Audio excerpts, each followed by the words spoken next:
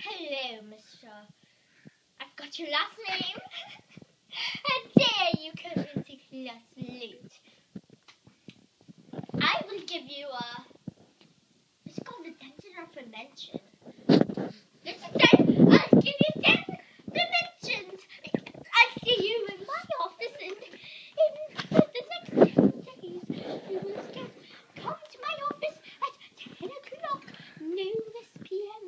and I shall make you do lines like this. See? It's a quill, not a wand. Goodbye.